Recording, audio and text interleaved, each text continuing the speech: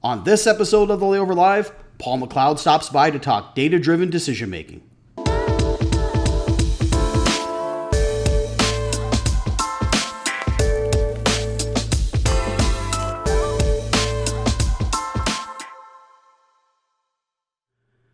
Hello, everyone, and welcome to episode 120 of the Layover Live, where we bring you the top article from the Layover each week. I'm Jason Swick, VP of Digital Marketing, joined by Director of Business Intelligence, Paul McLeod. So, Paul, welcome to the show. Hey, how you doing, Jason?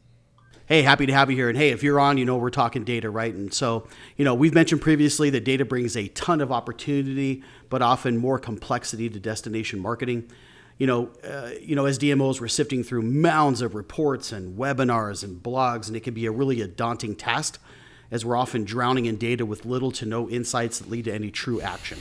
As marketers, we are looking at data across dozens of sources like marketing performance, things like conversions, geolocation data, economic data, survey data, and more. And being able to stitch all of these things together to truly understand consumer behavior and overall impact of your marketing efforts is really one of the great challenges that I think we face as an industry today. So today's article of the week comes from somebody who's actually doing a great job of taking data and providing insights, and that's Destination Analysts. And so our article of the week comes from their blog update, which comes out every week on American travel. It's very, very insightful, and I encourage all of you to take a look at it.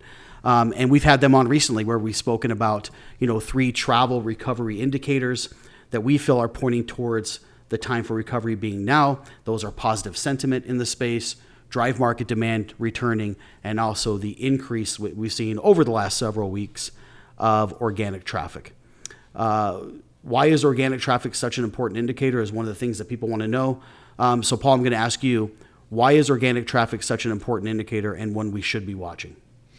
Yeah, I like to look at organic search traffic because it's in this situation because it's a very pure indicator, or relatively pure indicator anyway, of user intent, audience interest in travel. Obviously, paid search traffic levels, for instance, are going to depend on how much you're willing to spend to get those people. But organic is driven by people, of their own volition, obviously influenced by other factors, but still going to search engines and putting in keywords relevant to our content. So I just think it gives a nice pure indication of sort of the audience's state of mind with relation to travel, as opposed to other metrics. Yeah, really, really good stuff there, Paul. I know that, organic is one of the ones that we're keeping an eye on, and we're seeing that uptick now for several weeks, even through the holiday weekend, which is great. Now, although we've seen a climb across all the different regions organically, right, now we are definitely seeing some bounce back in some areas quicker than others. So can you provide some insights into that a little bit? Because we've definitely seen some bounce back in things like the South and the West. So maybe dig into that a little bit more. Yeah, it's been pretty interesting. We decided to pull our web stats for all the DMOs we have access to, which is over 200, and we divided them up by regions. And what we found is that there are some really big disparities, like you said. In particular, the Southeast has been doing pretty well. And just to give you the audience an idea of the shape of the recovery, everything... Web traffic started to go really bad in the middle of March, which is right when the whole country was shutting down. And then it about a month later, it bottomed out around down 70% or so. And then about a month later, it started to tick back up, and it's been steadily increasing ever since. And we do find that the Southeast in particular is growing faster than the other regions. And then recently, the West has caught up. When we look at organic search, and you can see which states, that's defined by state, and you can see which states are in those if you go to our Data Insights Hub. But we do find that a couple of destinations are influencing that, but that are real outliers. But that's not the whole story. There is sort of a broad-based increase in some of these areas, and they're the ones where we're seeing social distancing being the closest to being lifted the soonest. Yeah, good info there, Paul. As you mentioned, again, the upticks we're seeing, in fly market data and even some drive market data definitely has to do with some of those areas that have shown some relaxing for sure, and they've been steadily ticking up along the way. And no surprise whatsoever as people are starting to probably think about travel a little bit differently in those areas than they are in some of the other areas, maybe up in the Northeast, that are a little bit more, I've seen a little bit more of an impact because of everything, right? So I get that. Now, Yeah. as we're One looking other at a lot of these, go ahead. Oh yeah. Before we move off of regions, I did want to mention just in the past, like over the weekend, Canada went from being one of the slowest growing regions to average or better. So they have had a good half week. So maybe they're looking better up there, I hope. Anyway, go ahead. Yeah, no, good stuff. And again, I think the best place to get those insights, because it is changing, right? It's a very fluid dynamic. Is, as you mentioned, heading over to those insights hubs where we update that every single week. It gives you a really good idea about what's happening and what regions are hot at any particular time. So, good resource there. But as we're looking at a lot of this data too, Paul, as I mentioned earlier, this opportunity that we're looking at to start preparing remarketing again often comes with complexity. It seems like there's a new webinar, a new blog post, a million other resources that are coming out each and every single week. But I think moving forward, simplifying marketing measurement to focus more on KPIs that are driving overall growth for DMOs is going to become that new norm. So what, in your opinion, what metrics should DMOs be focusing on right now and in the near future?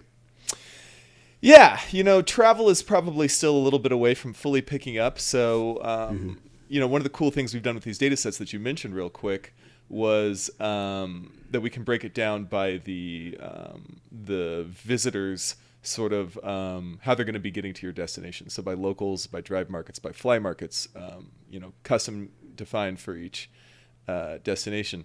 And so I think as people are still probably in the planning phase now, you're going to want to monitor your performance in those drive and fly markets where, there's probably a little bit of different lead time for the information people are looking for with each of those different segments. Local being, they're often looking for information to use immediately. Drive, maybe they're planning, within the next couple weeks to a couple months. And then fly, they're probably looking a little bit further out. So, you're going to see, and we've seen that pretty much throughout the downturn and the crisis, is local traffic fell worse than anybody, or worse than any of the segments at first, and fly did better, partially because if you're planning to fly, you might still be planning, even as quarantine hits, if you're planning to go somewhere in 4 months, that's not off the table. In mid-March as we're looking at it. So you might still be looking at the destinations you were considering going to. Then as we've gotten, closer and closer to real reopening, we've seen drive has recovered a little bit faster, having fallen a little bit farther than fly.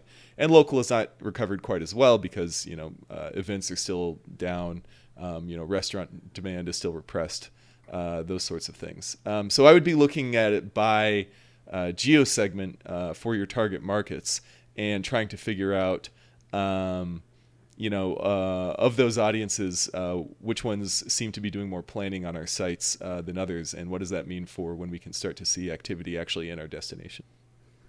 Yeah, really good insights there, Paul. Just generally speaking, I guess it's, let that user behavioral data be your guide, right? Mm-hmm. Because things are going to change. Kind of the set it and forget it mentality of the past is definitely not going to work here. You're going to have to keep a close eye on things. Because the news cycle is changing, because updates to what's happening with the pandemic are changing regularly. So looking at that user behavior more frequently, adjusting your metrics are going to be very, very important moving forward. So what are some additional data resources then, Paul, that DMO should keep an eye on? We talked about organic traffic.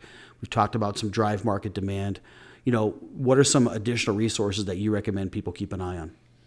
Yeah, we've got a number of other sources we're pulling data from in our data hub and other things. One thing we're doing is we're showing TSA traveler throughput compared year over year. So that's some public numbers they provide that show just the number of daily travelers going through TSA systems, which is starting to tick back up very slowly.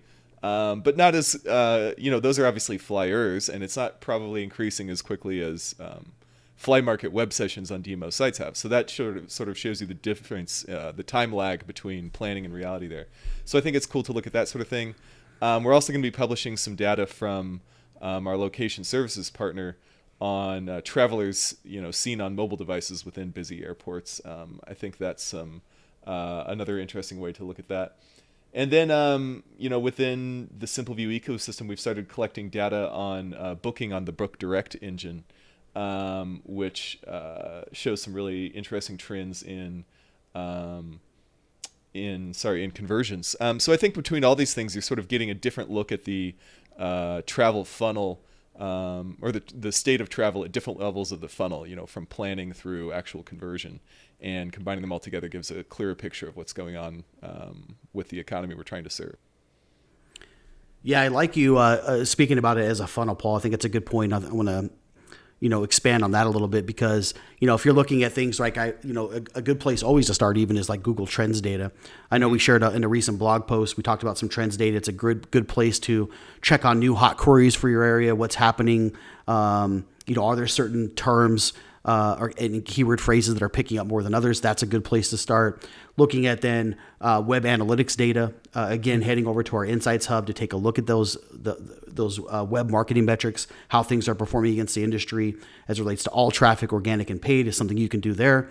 You made mention also of Book Direct data, which also then starts to show a little bit deeper down the funnel. What are people looking at from a lodging referral standpoint? How far is the booking windows looking? Those are all things that you can grab there. And Briley wrote a really good article recently talking up a little bit about that stuff.